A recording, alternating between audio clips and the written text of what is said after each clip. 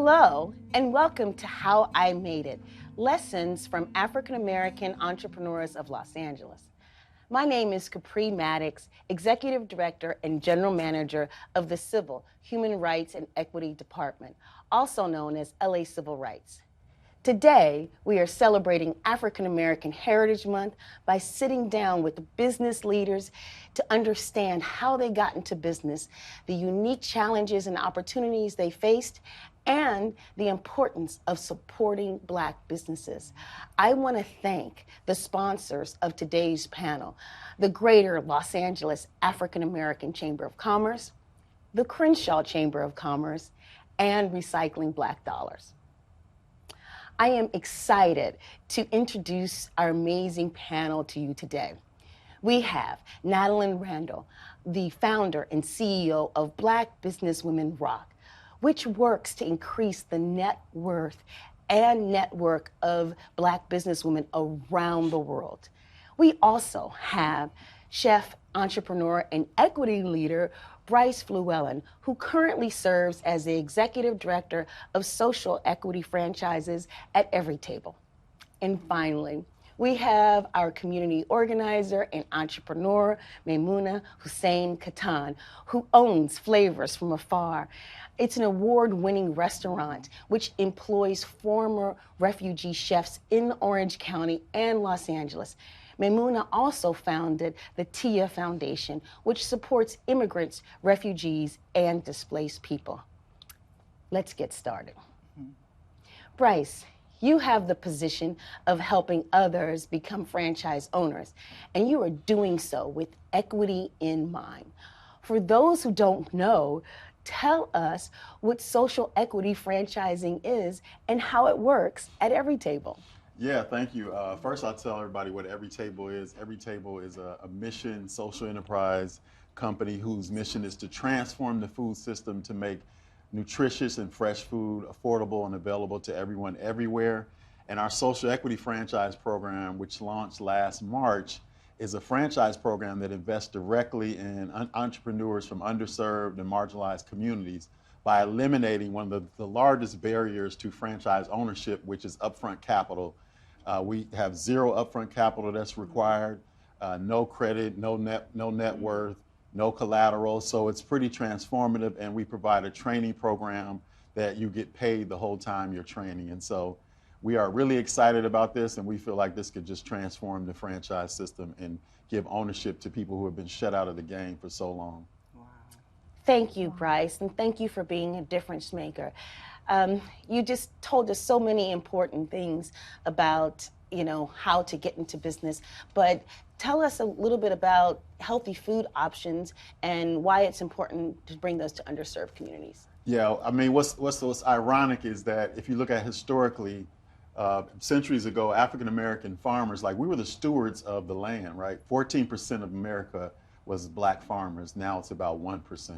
And if you look in our communities, there's been huge divestments for centuries. And so divestment from education, divestment from access to jobs, and also divestment from access to healthier food options, right?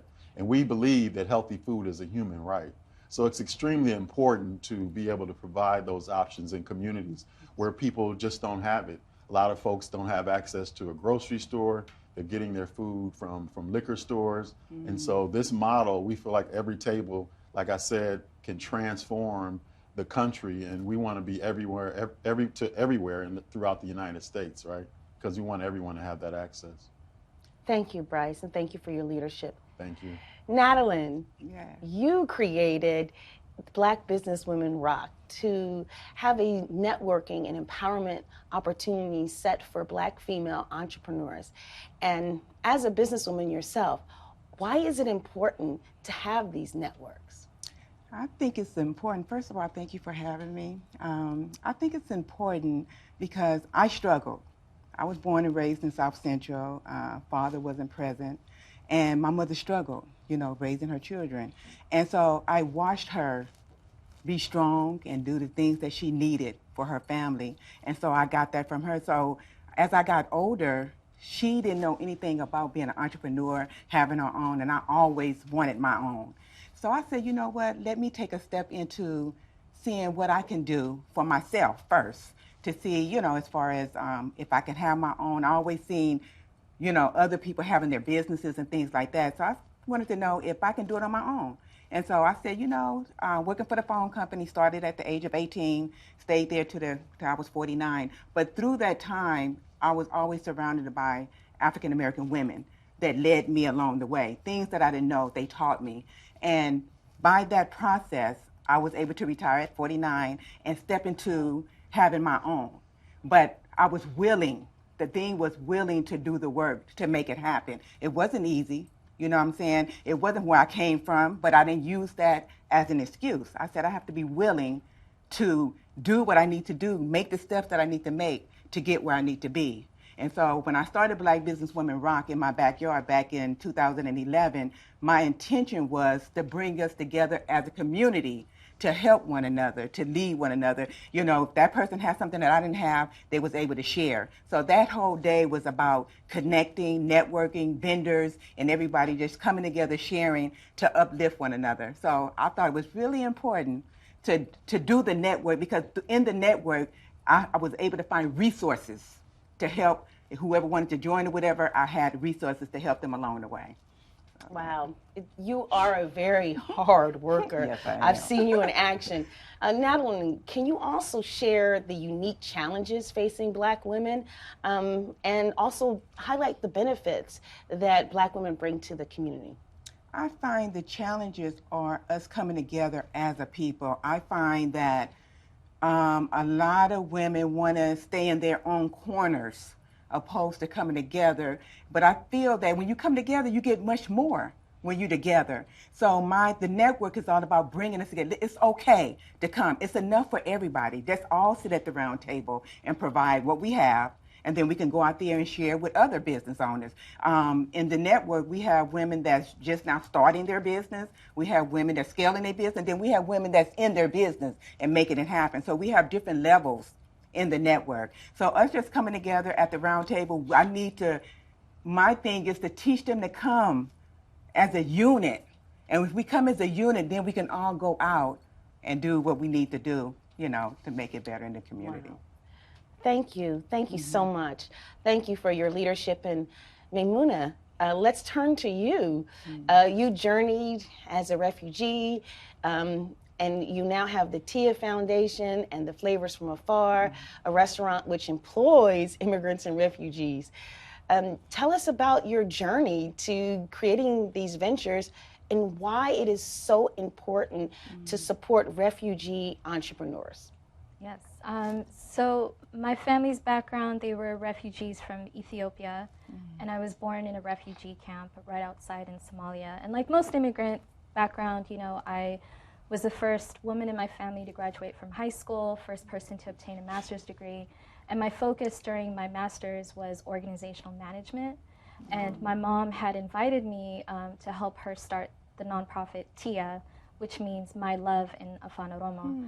So we created the organization together to help refugee families starting over in the Orange County area. And after some time, it actually triggered her memories. So she stepped away and retired, and I stepped up, and I was able to obtain some grants for the organization. Then there came a time where I had to think about sustainability. And my background is not in the culinary arts. It just happened organically because I leaned on the refugee families that we serve to help problem solve and figure out how are we going to sustain these programs for the families if, you know, grants come and go. So it was actually the refugee parents that stepped in, very innovative, and thought of catering. You know, you're working with, you know, at the Tiyya Foundation, you're working with international communities, whether from Central America, the Middle East, East Africa, what have you. And they thought, you know, we already have this talent of cooking. Why don't we cater the food? You know, you do the marketing, Meymuna, and then the proceeds could go back to sustaining the nonprofit. That catering project is named Flavors from Afar, and now that's our restaurant in Little Ethiopia. We're right at the crosswalk on Fairfax. And each month we rotate a new dish that highlights a former refugee or asylum seeker. Right now we're celebrating Syria. Next month it'll be Cameroon. And each month is a new country. So I think I'm a testament as to why people should hire and invest in refugees, because they were the ones that saved the Tiyya Foundation. They were the ones that stepped in. They're the ones that problem solved. They wanted to make sure that the work was sustainable and were able to think outside of the box, regardless of their language barriers or their background of migration. So I'm a huge believer in investing in the refugee community. Well, thank you for that. And on a personal note, I believe that life experiences are the ultimate difference makers. Los Angeles not only has many African American owned businesses, but African American owned businesses in Little Ethiopia and beyond. Tell us how Black immigrant businesses serve our community, Meymuna. Yeah, I believe that, I guess it's a fact, that Black identity is in every continent. And what's beautiful about Los Angeles is you have these Black immigrant entrepreneurs that are sharing their history and their culture through their businesses, and we have the opportunity to take capoeira classes, learn different music percussions, you take the different dance classes. You also get to explore Black heritage through food. So all of us know about good dishes to get, jollof rice or, Caribbean food, injera from Little Ethiopia. So I really love that versatility and diversity that Black people globally provide. And, what's really beautiful about the African American community and the Black immigrant entrepreneurs, you'll find the businesses are always nearby. So there's a sense of safety. So if you open up a Ethiopian restaurant, you'll find a soul food restaurant down the street, or if you're going to do African dance classes, there's going to be the local barber around the corner. So it's just beautiful to see that within the entrepreneur community. Right, a true sense of community. Thank you. For those who are just joining us, we are hosting a panel discussion called How I Made It, about Black entrepreneurship with Meymuna Hussein-Cattan, Bryce Fluellen, and Natalyn Randle. And my next question is to all three of you. Something all of you have done in common is that you've paid it forward by helping future entrepreneurs to succeed. So what is the one piece of advice you want to leave with young entrepreneurs, particularly entrepreneurs of color, about getting started? I'll start with you, Meymuna. Yes. I think when I started the nonprofit with my mom, and then I found myself in leadership, myself and my peers equally just had trouble with asking for help. There was just a sense of pride, like, I could take care of it, or I should know how to take care of things. And I think over time, I realized that your business ideas and concepts, right? They're gonna pivot and change all the time, but what stays solid is your ability to ask for help, your ability to go out there and, fundraise, whether, for-profit or nonprofit, to make sure that the work is sustainable. So asking for help is actually, 80% of business. So being able to have that ability is vital. Yeah. Thank you. Natalyn? Yes, I would say don't overthink. Don't overthink, just jump in and do it. Set your mind on what you want to do, jump in it and do it. Edit along the way, just edit along the way, A lot of times we find ourselves overthinking, But I find myself, when I jump in, that's where I fall down, I get back up, I learn, I'm willing. So my main thing is I'm willing to learn, and I'm willing to get to where I need to be. So. All right, thank you. I felt that. Bryce? Yeah, I would say two things, and they intersect. Similar to what Meymuna said, is that I would say lean into the African proverb, it takes a village. Like, build a team, even if it's a team of two, because you cannot do everything on your own, nor should you, and burnout can be real, regardless of how passionate you are. The second thing is, I say, have intellectual humility. So the humility to understand that you do not know everything, and that you need to reach out to other folks, and it's okay to, what, like Meymuna said, to ask for help. People have different strengths, and those strengths can help you along the way. So please understand that even though you may be bright and you're obviously an entrepreneur and you're a go-getter, you still need to have that humility to say, there's some things that I just don't know, and I'm okay with reaching out to people and asking for help. So I would encourage, all up-and-coming entrepreneurs to really tap into those two things. Right, especially the intellectual humility. That was great. Thank you so much to all of you for your wisdom. We also know that the opportunity gap facing Black business owners and entrepreneurs is real. From your experience, what are some of your greatest challenges facing entrepreneurs of color, and how the city could respond? Bryce, let's start with you. Yeah, two challenges that I see and that I experience is one, dispelling the myth of the value that we bring to the business world, right, in the community, within our community and outside our community. So since 2020, we've seen some changes in people really supporting Black business and understanding that we have value in our price, and what we say is our price. It should be, people should say, okay, I want to pay just as much as I would pay for something, like Gucci or Louis Vuitton. So really understanding the value of Black business. The other thing is that one of the barriers is access to capital, right? When I tried to start my own catering company, ironically, I went to traditional bankers, and I had 15 years in the restaurant industry, so I had a lot of experience, but just, received a lot of closed doors. So that's one of the biggest barriers I see out there. And I think the city, there's a lot of programs out there that can support you on kind of understanding how to start a business planning, et cetera, marketing. But I'd like to see more capital flow around, and untraditional capital flow around supporting entrepreneurs, particularly Black entrepreneurs, to start up their businesses. All right, thank you very much for that. And I really feel that the city of Los Angeles, particularly in these times, has really, wanted to make sure we turn the corner in supporting Black businesses. And I know that's something that's important to Mayor Eric Garcetti, who appointed me to this role.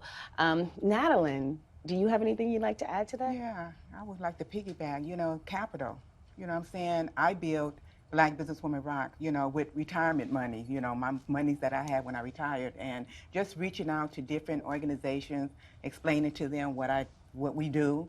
I do have the platform, I have the website, I have, we do things, Facebook Live, conference, workshops, and things like that. So just capital, just to keep that going. We support a lot of women that's in business. We put them out there. We have the directory. We spotlight them and things like that. So just getting more funding, grant monies, and things like that to support the platform. All right. Thank you. Meymuna. Yeah, I think from what I've seen in Little Ethiopia, infrastructure is something that we need support with, especially the sidewalks or the light posts or what have you. Just making sure that our neighborhoods are equally taken care of as other parts of the city. I would love to see that, and also with capital and grant opportunities, because sometimes I'll see there's a pot of $100,000 available for Black-owned businesses, but that $100,000 is going to go to 25 businesses. I would prefer that to go to maybe 2, because by the time you receive that grant, it's not enough for long-term planning. So it would be nice to see a larger pool of funds for Black-owned businesses. So even if that means just decreasing the amount of people that receive the award. All right. Thank you for that. And I'm hoping that we can actually put some information on our website about resources for Black-owned businesses and all small businesses in Los Angeles. I just really want to thank all of you for these insights and for your leadership and serving Los Angeles. You are indirectly public servants as well, and we appreciate what you do for the community. I'd like to thank our team here at Channel 35, LA City View, and our sponsors, including the Greater Los Angeles African American Chamber of Commerce, Crenshaw Chamber of Commerce, and Recycling Black Dollars. For more information on this event or how you can help, please visit us online at Civil and Human Rights, That's civilandhumanrights.lacity.org, or follow us on social media at LA Civil Rights. And don't forget to catch us next week at the same time and same place for a panel discussion, Standing Up to Anti-Black Hate.